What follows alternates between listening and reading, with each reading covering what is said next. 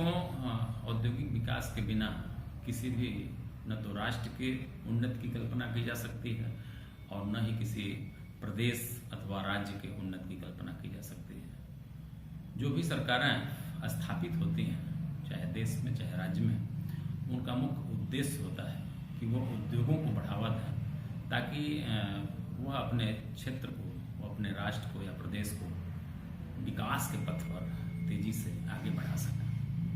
उत्तर प्रदेश में योगी आदित्यनाथ जी की सरकार है और उनकी सरकार लगभग 4 साल पूरा करने जा रही है। तो उत्तर प्रदेश की सरकार की स्थापना के समय योगी सरकार ने जो संकल्प लिए थे, 9 संकल्प लिए थे, उसमें एक संकल्प था विकसित उद्योग सुगम कारोबार। तो औद्योगिक विकास पर ही आज हम जो है बातचीत करेंगे और हमारे साथ आशुतोष त्रिपाठी जी हैं जो इसी क्षेत्र से जुड़े हुए हैं और इनका ये दायित्व है कि औद्योगिक विकास में अपना महत्वपूर्ण योगदान दें। तो उनसे हम आज इन्हीं विषयों पर बातचीत करेंगे। त्रिपाठी जी, सादर नमस्कार। मैंने दर्शकों को आपका नाम बताया है, तो आप अपना पद बता दीजिए। उद्योग, गोरखपुर मंडल, गोरखपुर। मैं यहीं से सवाल शुरू करता हूँ कि माननीय मुख्यमंत्री जी ने जब सत्ता संभाला था तो विकसित उद्योग सुगम कारोबार, वैसे तो 9 संकल्प सरकार के हैं, लेकिन एक संकल्प ये भी था कि विकसित उद्योग सुगम कारोबार। तो औद्योगिक विकास के क्षेत्र में जो सरकार की मंशा थी उसके अनुरूप किस तरह से इन 4 वर्षों में कार्य हुए हैं, हमारे दर्शकों को बताएं। माननीय मुख्यमंत्री जी ने जब कार्यभार संभाला तो यहाँ सबसे हमारे विभाग में 1 डिस्ट्रिक्ट 1 प्रोडक्ट स्कीम लॉन्च की गई 2018 में उत्तर प्रदेश दिवस के अवसर पर। इस स्कीम की मंशा थी कि जो उद्यमी, जो कारीगर, जो हस्तशिल्पी गाँव में विकसित थे, जिनका कोई कारोबार नहीं था, कोई मतलब संगठन नहीं था, कोई उनकी मार्केटिंग की व्यवस्था नहीं थी, कोई उनकी ब्रांडिंग नहीं थी, और हर जिले में इस तरह के छोटे छोटे हस्तशिल्पी थे। तो पूरे 75 जिले में 1 डिस्ट्रिक्ट 1 प्रोडक्ट के नाम पे ये उद्योग चिन्हित किए गए। जैसे हमारे यहाँ गोरखपुर में टेराकोटा की जो हस्तशिल्पी थे उनकी पहचान, काम बहुत अच्छा था लेकिन उनकी पहचान नहीं थी, उनकी कोई मार्केटिंग की व्यवस्था नहीं थी, उनके लिए कोई मतलब ये वित्त पोषण की व्यवस्था नहीं थी। वो बहुत छोटे स्थिति में बहुत किसी तरह से अपना गुजर बसर कर रहे थे। इस पे माननीय मुख्यमंत्री जी का ध्यान गया और उन्होंने कहा कि इस तरह कोई स्कीम बनने, उसमें 1 डिस्ट्रिक्ट 1 प्रोडक्ट, एक जनपद एक उत्पाद की नई स्कीम लॉन्च की गई और जो निरंतर उसमें ये कार्य हो रहा है और इन 3 वर्षों में काफ़ी प्रगति हुई। अब इसकी ब्रांडिंग और इसकी मार्केटिंग और इसके लिए बड़े मतलब कॉमन फैसिलिटी सेंटर, उसके लिए टूल किट, कई तरह की योजनाएं इसमें लॉन्च की गई हैं। इसमें हमारा कार्य हो रहा है। मतलब मुख्यमंत्री जी के मंशा के अनुरूप आपका विभाग कार्य कर रहा है। तिवारी जी, हम थोड़ा सा पीछे हटेंगे। माननीय प्रधानमंत्री जी के द्वारा जो बेरोजगारी दूर करने के लिए जो कार्यक्रम चलाए जाते हैं, जैसे प्रधानमंत्री रोजगार योजना, तो उसके तहत जो है क्या व्यवस्था है, किस तरह से कोई व्यक्ति अगर प्रधानमंत्री रोजगार सृजन कार्यक्रम के तहत अगर कोई अपना व्यवसाय करना चाहता है, कोई उद्यम स्थापित करना चाहता है, तो उसके लिए क्या व्यवस्था है? प्रधानमंत्री रोजगार सृजन योजना भी संचालित है पूरे प्रदेश में। माननीय प्रधानमंत्री जी के पहल से ये योजना एकदम निरंतर चल रही है और इसकी सुगमता के लिए, पारदर्शिता के लिए इसको एकदम 100% ऑनलाइन किया गया है। इस योजना के तहत ये अंतर्गत कोई भी नवयुवक, बेरोजगार युवक जो 18 साल के अधिक उम्र का है वो इसमें अप्लाई कर सकता है और इसमें ये पढ़ाई के अनुबंधन, ये 8th तक भी अगर पास है तो वो कर सकता है और इसमें मैक्सिमम कोई आयु की लिमिट नहीं है। ये जो आदमी उद्यमी काम करना चाहता है वो 25 लाख तक के ऋण इसमें उपलब्ध कराया जाता है इंडस्ट्री के लिए और सेवा सर्विस सेक्टर के लिए 10 लाख और इसमें 35% मैक्सिमम सब्सिडी की व्यवस्था है। वो सब्सिडी ये बाइफरकेटेड है, शहर के लिए कम, शहर में कम है और ग्रामीण क्षेत्रों के विकास में, ग्रामीण क्षेत्र में काम करने वाली जो महिलाएं हैं, अल्पसंख्यक है, अनुसूचित जाति के लोग हैं, उनको 35% तक सब्सिडी दिए जाने की व्यवस्था है और ये पूरी तरह से ऑनलाइन है। इसमें हमारा विभाग और खादी ग्रामोद्योग बोर्ड और KVIC केंद्रीय विलेज इंडस्ट्रियल कमीशन है वो कार्यरत है, और ये इस तरह 3 से ये संस्थाएं इसमें काम कर रही हैं। इसमें जो उद्यमी आता है वो हम लोग गाइड भी करते हैं। हमारे DIC में इसकी व्यवस्था अगर मान लिया ऑनलाइन वो नहीं कर पा रहा है, उसकी हम लोग उसका सहयोग करते हैं। उसको मतलब कि ऑनलाइन पूरा फॉर्म एप्लीकेशन करा के उसको बैंकों से पेश करवाते हैं। बैंकों से उनको ऋण दिलवाने की उनकी जो भी व्यवस्था होती है, उसमें ट्रेनिंग की व्यवस्था है वो किया जा रहा है। मतलब अगर कोई व्यक्ति अगर आपसे सीधे संपर्क करता है तो आप उसकी व्यवस्था जो है उसकी मदद करते हैं ताकि वो अपना कार्य जो है सुचारू रूप से कर सके। जैसे आपने बताया कि प्रधानमंत्री रोजगार सृजन कार्यक्रम में जो कैटेगरी आपने बताया 25 लाख रुपए तक ये आपकी प्रथम कैटेगरी है? नहीं, मैक्सिमम है हमारे 25 लाख। अच्छा, ये 25 लाख रुपए मैक्सिमम होता है। इसके नीचे हम कुछ भी दे सकते हैं। अच्छा, ये अगर इंडस्ट्री लगाना है तो जो नए स्टार्टअप है उनके लिए 25 लाख हम मैक्सिमम दे सकते हैं। अच्छा, इसके लिए पात्रता का जो चयन होता है वो किस तरह से आप करते हैं? पात्रता का चयन भी बड़ा पारदर्शी है। अब ऑनलाइन अगर आप एप्लीकेशन अगर करेंगे तो उसमें मतलब कैटेगरी बनी हुई है, ऑटोमेटिक जनरेशन जो आप सूचनाएं उसमें फीड करेंगे उससे मतलब मार्किंग जनरेट हो जाएगी। अच्छा, जो इन्फॉर्मेशन आवेदक डालेगा उसी के हिसाब से कंप्यूटर सेट हो जाएगा। 60% के ऊपर अगर आपका मार्क आएगा तो ऑटोमेटिक आपको फॉर्म हम लोग रिकमेंड कर देंगे, बैंक में चला जाएगा। उसमें जैसे कि आपके एजुकेशन पे है मार्किंग है, एजुकेशन पे है, एक्सपीरियंस पे है, रहने वाले कहाँ के हैं, क्या मतलब कि पढ़ाई है, कितना अनुभव है, किस तरह ट्रेनिंग किए हैं, ये सब मतलब इस क्राइटेरिया पे उसका बनाया गया है फॉर्मेट। अच्छा, तो बहुत मतलब पारदर्शी है इसमें। मतलब किसी प्रकार का कोई इसमें ये नहीं है कि कहीं से कोई चीज छिपाव हो या नहीं, किसी का भी मतलब कि इसमें चयन होने में उसको एकदम क्लियर हो जाएगा कि हाँ हम ये काम कर सकते हैं, चयन हमारा हो जाएगा, हमारा फॉर्म बैंक पहुंच जाएगा, फिर बैंक वाले स्क्रूटनी करके उसको आगे बढ़ाते हैं। मतलब अगर योग्यता है तो निश्चित रूप से जो है उसमें योग्यता है, कमिटमेंट है, आदमी करना चाहता है तो वो एकदम करेगा। उसको संसाधन की कोई कठिनाई नहीं होने पाएगी। अच्छा, इसी तरह का जो कार्यक्रम है जैसे मुख्यमंत्री युवा स्वरोजगार सृजन कार्यक्रम है, तो ये कार्यक्रम जो है किस तरह से लोगों को लाभान्वित कर रहा है? ये भी इसी तरह की स्कीम है। इसमें भी 25 लाख तक लोन दिया जाने की व्यवस्था है। अभी तक तो ये मैनुअल होती थी, लेकिन इसमें माननीय योगी जी सरकार ने इसको भी ऑनलाइन करने की व्यवस्था कर दी है। इस वर्ष हम लोग ये स्कीम भी ऑनलाइन संचालित की जा रही है। इसमें 25% मैक्सिमम छूट की व्यवस्था है, और इसमें ही कैटेगरी निर्धारित है। इसमें जो युवा अप्लाई करना चाहते हैं तो उनको होगा, जिसमें ये सब्सिडी की धनराशि 25% मैक्सिमम है। अच्छा, इसमें भी पात्रता वही है, योग्यता इसमें भी 8 पास है या इसमें कोई? नहीं, इसमें हाई स्कूल पास है। अच्छा, मतलब उसको हाई स्कूल अगर पास है तो वो इसमें अप्लाई कर सकता है। अच्छा, कोई अगर ऐसा व्यक्ति, कोई ऐसा युवा अगर कोई अपना रोजगार लगाना चाहता है, अक्सर आजकल जो है लड़के जो है जो तकनीकी शिक्षा प्राप्त कर रहे हैं, तो जिस ट्रेड से वो शिक्षा प्राप्त करते हैं और उस ट्रेड में यदि वो स्वरोजगार कोई करना चाहते हैं तो वो कैसे जो है कर सकते हैं? क्या प्रक्रिया? इसमें हमारे यहाँ जो कैटेगरीज है, अगर वो हमारे यहाँ जिला उद्योग केंद्रों में हेल्प डेस्क है, उस पर अगर आके संपर्क करेंगे, वो अपनी मतलब की प्रोफाइल बताएंगे कि मैं इस लाइन में काम करना चाहता हूँ, या हमारी ये कैटेगरीज है, केमिकल इंजीनियर हैं, मैकेनिकल हैं, उसमें हमारे यहाँ पूरी लिस्ट है इंडस्ट्रीज की, स्टार्टअप की, तो उसमें वो चयन कर सकता है कि उसकी लाइकिंग क्या है, उसमें क्या है। तो उसमें हमारे यहाँ ये गाइड किया जाएगा कि भाई इस कैटेगरी में आप काम करेंगे तो इसमें ये छोटे छोटे प्रोजेक्ट हैं। आजकल तो ये 2 लाख 4 लाख 5 लाख की भी इंडस्ट्री लगा के आदमी 25,000 50,000 कमा सकता है। तो ये मतलब ये गाइड करने के पहले जो थे कि बहुत बड़ी इंडस्ट्री का कॉन्सेप्ट था, अब तो मिनी इंडस्ट्रीज में भी आप सर्वाइव कर सकते हैं।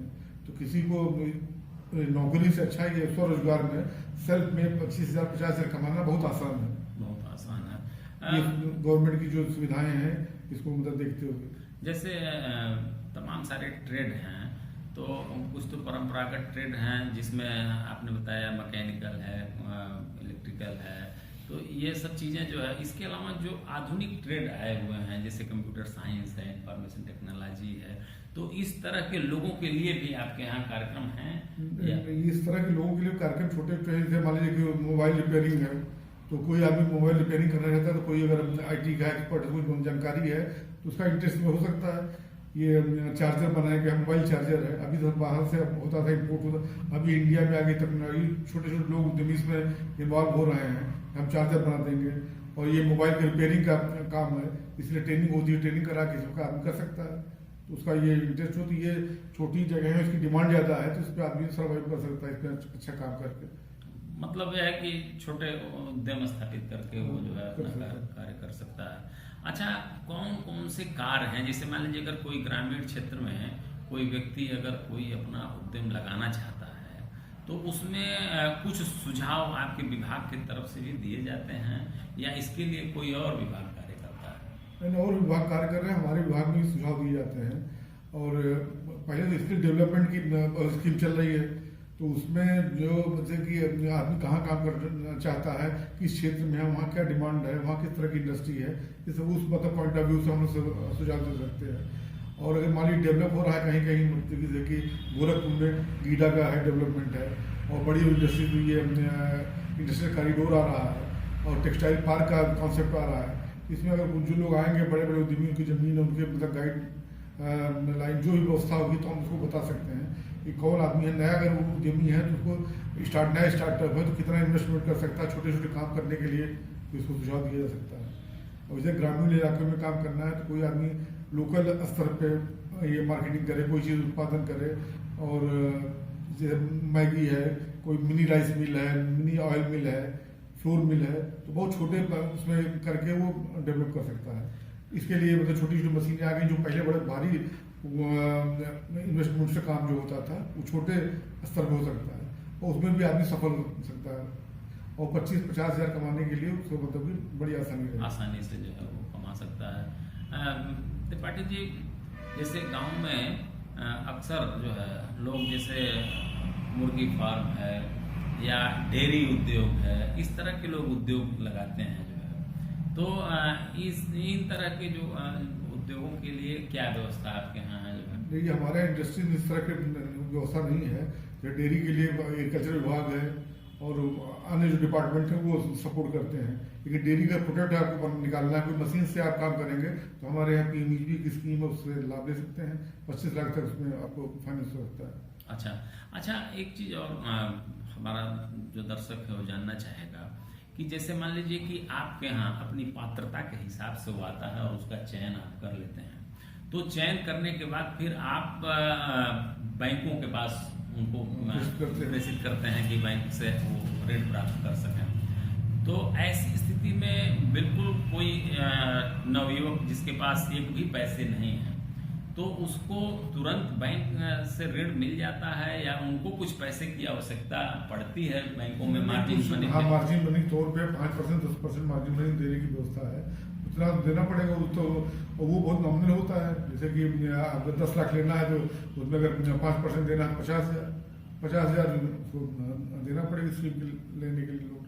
और वो चूँकि सब्सिडी मिलती है, लोग आदमी इंटरेस्ट क्रिएट होता है, जब आदमी थोड़ा बहुत लगा के पैसा, तो उसका भी अपना इंटरेस्ट रहेगा, वो प्रयास करेगा, अच्छा काम करेगा। और हम लोगों को पूरा सहयोग रहता है, उसको कोई ट्रेनिंग है, कोई मशीन कहाँ से आनी है, कैसे प्रोजेक्ट बनना है, किस तरह अप्लाई करना है, ये सब में हम लोग गाइड करते हैं। अच्छा, एक चीज़ और मैं जानना चाहूँगा कि जैसे पात्रता का निर्धारण जब आप यहाँ कर देते हैं और उसके बाद जब बैंकों में आप भेजते हैं, तो बैंकों में अगर किसी प्रकार की कोई शिथिलता आती है, तो उसमें आप किस तरह से उस अभ्यर्थी की मदद करते हैं? उसमें भी हम लोग उसकी मॉनिटरिंग करते हैं, हम लोग उसमें बैठक करके बैंक से ये संपर्क करके, या हमारे यहाँ जो इंडस्ट्रीज में जो DC हैं, वो बैंकों के साथ मीटिंग करके DM के सिस्टम में देखते हैं भाई क्यों नहीं कर रहा है। अगर कहीं कोई स्पेसिफिक कोई रीज़न है, किसी का मान लीजिए सिविल खराब है, या उसने जो इन्फॉर्मेशन दी है मिसमैच कर रही है, कोई कमी है, तो बैंक उसमें कुछ नहीं कर सकता, रोक सकता है। लेकिन अगर हर तरह से उपयुक्त है तो उसको बैंक करते हैं, और फिर एक टारगेट होता है, मान लीजिए उससे ज़्यादा अगर हो रहा है तो वो रुक जाता है, तो नेक्स्ट ईयर हम उसको कंसिडर कराते हैं। त्रिपाठी जी, जो भारत सरकार ने MSME की जो व्यवस्था की है, सूक्ष्म लघु एवं मध्यम उद्यम के लिए जो कार्य राष्ट्रीय स्तर पर जो है भारत सरकार द्वारा जो किए जा रहे हैं, तो इसमें सूक्ष्म लघु एवं मध्यम उद्यम को जो कैटेगराइज किया गया है, वो किस तरह से जो है उसके बारे में जरा हमारे दर्शकों को बताएं। अब ये एमएसएमई कैटेगरी पहले जो थी तो 1 जुलाई 20 से चेंज हो गई। अब उसके मतलब 1 करोड़ तक इन्वेस्टमेंट और 5 करोड़ टर्नओवर तक वो माइक्रो इंडस्ट्रीज में आ गई है, सूक्ष्म में, और 5 करोड़ तक इन्वेस्टमेंट और 10 करोड़ तक ये उसका टर्नओवर वो स्मॉल इंडस्ट्रीज में आया है, और मीडियम में 10 करोड़ तक इन्वेस्टमेंट और 50 करोड़ तक टर्नओवर, इस तरह कैटेगरी मतलब डिसाइड हुई है। इससे अच्छा है, इससे ज़्यादा डेवलपमेंट होगा, ज़्यादा मतलब लोग इन्वॉल्व होकर बड़ी इंडस्ट्री लगा सकते हैं और इस कैटेगरी का लाभ उनको मिल सकता है ज़्यादा से ज़्यादा। मतलब कोरोना काल में जो सरकार ने जो एक बजट में प्रावधान किया था कि 3 लाख करोड़ रुपए एमएसएमई सेक्टर को प्रधानमंत्री जी ने घोषणा किया था, तो उसमें एमएसएमई सेक्टर को बढ़ावा देने के लिए उसमें आपके विभाग की क्या भूमिका है? उसमें हम लोग विभाग में हम लोगों ने चिन्हित करके मतलब बैंकों को मतलब लिस्ट भेजा, ये जानकारी दी लोगों को, कुछ स्कीम के बारे में बताया।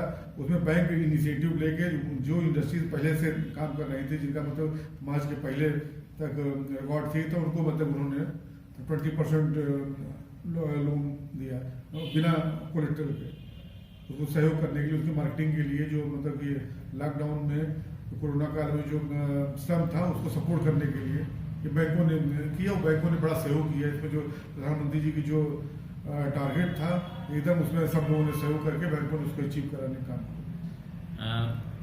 त्रिपाठी जी, जैसे शुरुआत में आपने ओडीओपी का जिक्र किया, 1 डिस्ट्रिक्ट 1 प्रोडक्ट, तो उत्तर प्रदेश सरकार की ये अति महत्वाकांक्षी योजना है।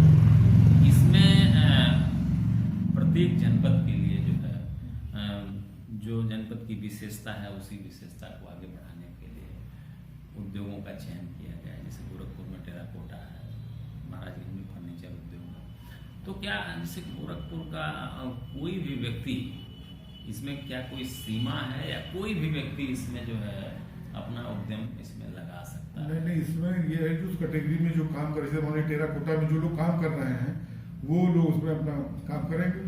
बाकी मार्केटिंग के लिए कोई आदमी उसके साथ ऐड हो सकता है, कोई आदमी अगर उसको मार्केटिंग करना है तो वो उसमें ऐड हो सकता है, इस स्कीम का लाभ ले सकता है।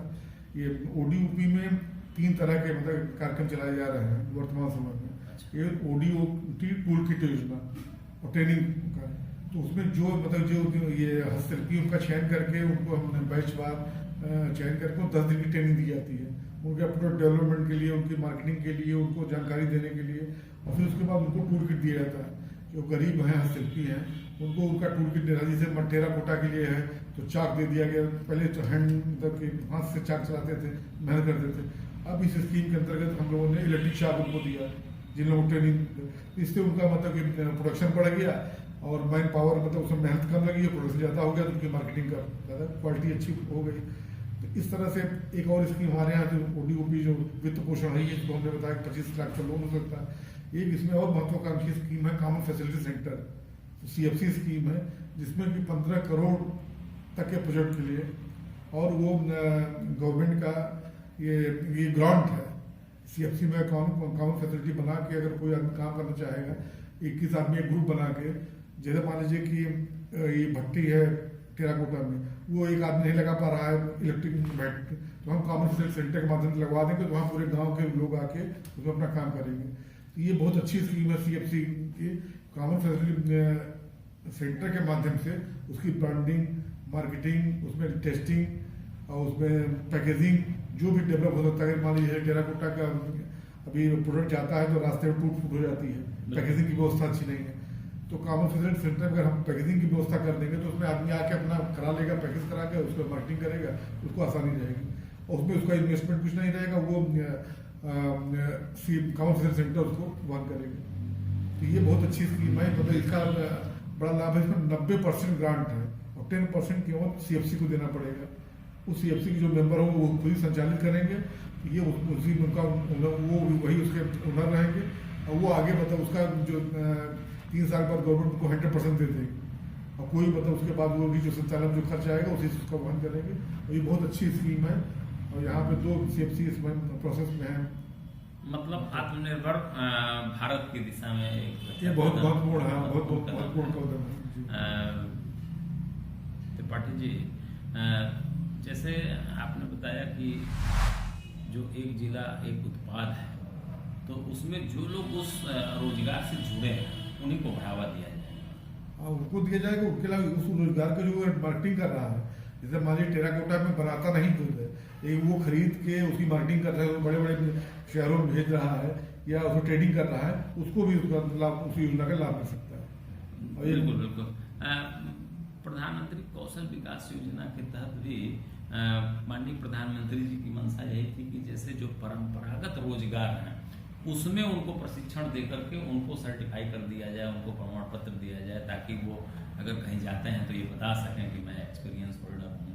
तो जैसे मान लीजिए कि गोरखपुर में, औरंगाबाद में मान लीजिए टेराकोटा का काम होता है, लेकिन अगर गोरखपुर में मालहन पार्क का व्यक्ति अगर चाहता है कि मैं भी टेराकोटा का उत्पादन कर सकूं, तो क्या वो ऐसा कर सकता है? कर सकता है, बिल्कुल सकता है। उसको ट्रेनिंग ले, उसका अगर इंटरेस्ट है तो ट्रेनिंग लेके अपना करे, तो कोई रोक थोड़ी है। जिले में अगर है, कोई भी कहाँ भी करना चाहता है तो कोई पर्टिकुलर प्लेस थोड़ी डिस्ट्रिक्ट के लिए है प्रोडक्ट, मतलब उसको वो उसकी ट्रेनिंग की व्यवस्था है, ट्रेनिंग की व्यवस्था है, वो ट्रेनिंग की व्यवस्था है, 10 दिन की ट्रेनिंग होती है, उसमें वो टूल किट दिया जाता है, उसमें मतलब सिखाया जाता है। जो आदमी अगर एडिशनल है, परंपरागत नहीं है, उसको करना चाहता है, उसमें कोई रोक नहीं, वो कर सकता है। मतलब कोई रोक नहीं है। अच्छा, अभी जो है रेडीमेड गारमेंट को भी जो है एक जिला एक उत्पाद में गोरखपुर को ले लिया गया है। अभी कुछ जनपद में जैसे वहाँ जगह सैचुरेशन की व्यवस्था देखी गई, सारी जो स्कीम चल रही है, जो लोग भी इंटरेस्टेड हैं उस स्कीम में अगर लाभ लेने के लिए, उसमें हम लोग पूरा तत्पर हैं। हम लोग एकदम हैंड होल्डिंग करने के लिए तैयार हैं।